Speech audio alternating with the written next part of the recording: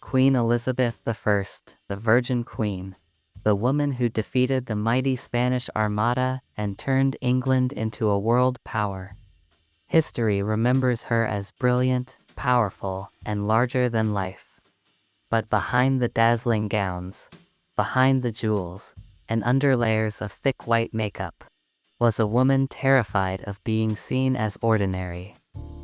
To Elizabeth, hygiene wasn't about health. It wasn't about being clean. It was about performance and illusion that kept her untouchable. And the things she did in the name of cleanliness will shock you. Let's pull back the curtain and uncover the strangest hygiene secrets of Queen Elizabeth I. Elizabeth loved sugar the way some people love air. She couldn't live without it.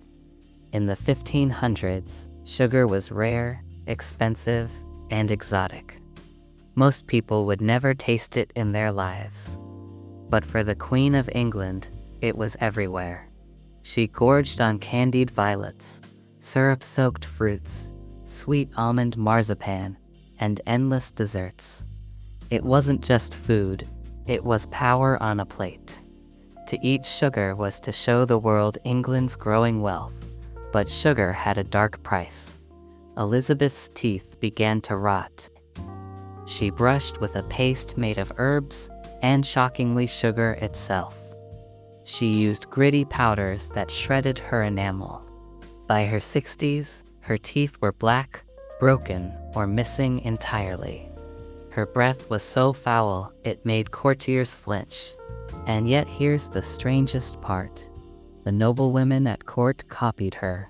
They blackened their own teeth with soot to match the queen.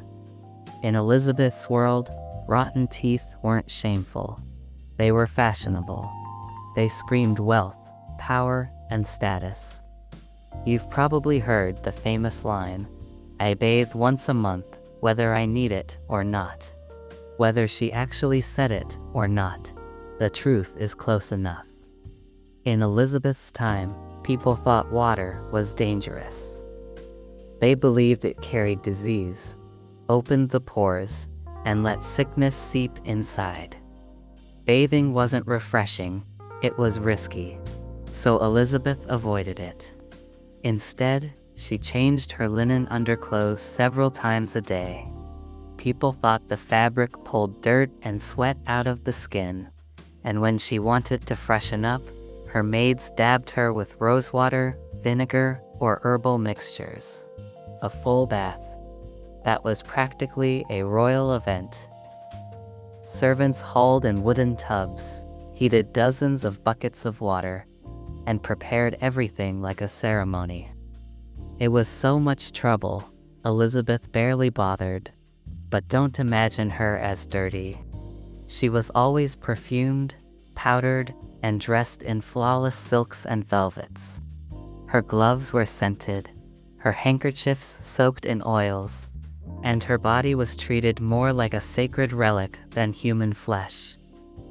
In truth, Elizabeth didn't avoid bathing because she was lazy. She avoided it because water threatened her perfect image. A splash of water could smudge the mask, reveal a wrinkle, or wash away the illusion of perfection. And to Elizabeth, that was unacceptable. Elizabeth's pale white face is one of the most iconic images in history. But it wasn't her real face, it was a mask. Her favorite weapon. Venetian ceruse, a toxic paste made of white lead and vinegar.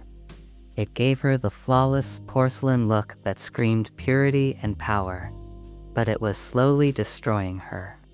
The poison sank into her skin, causing sores, scars, and permanent damage.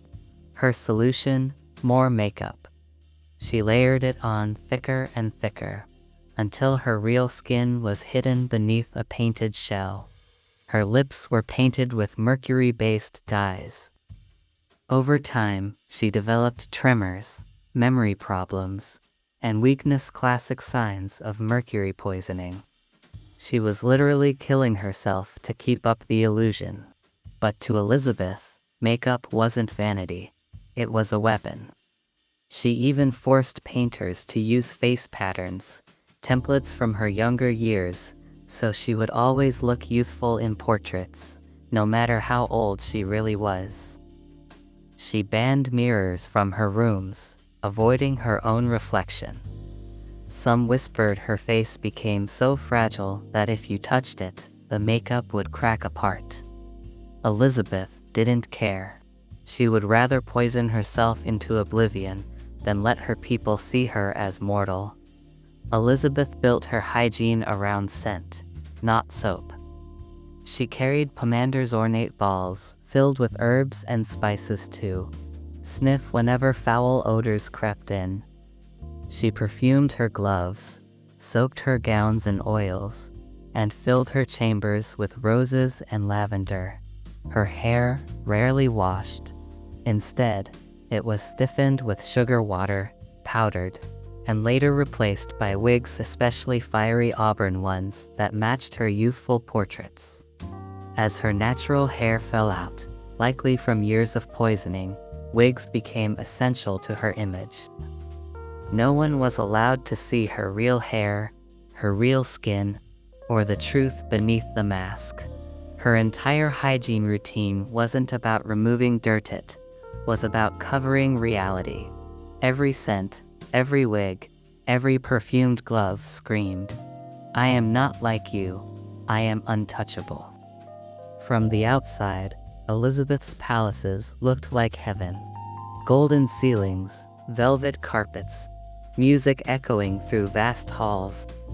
But step behind the curtain, and the truth was disgusting.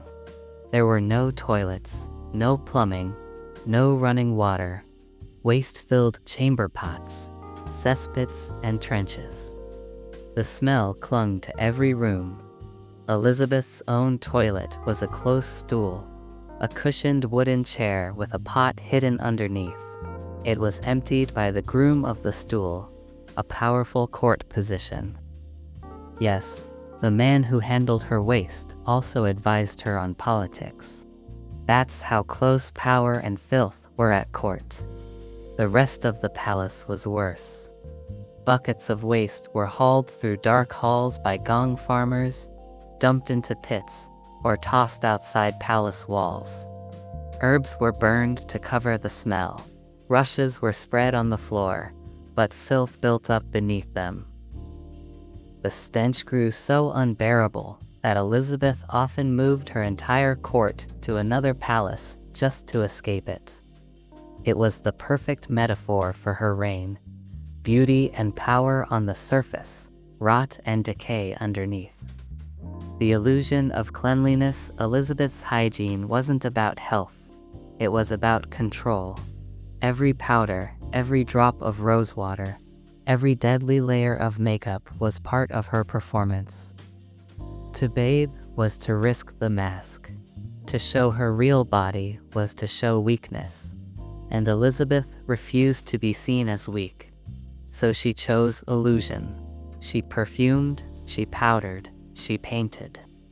She built herself into a legend, a woman beyond age, beyond weakness, beyond humanity.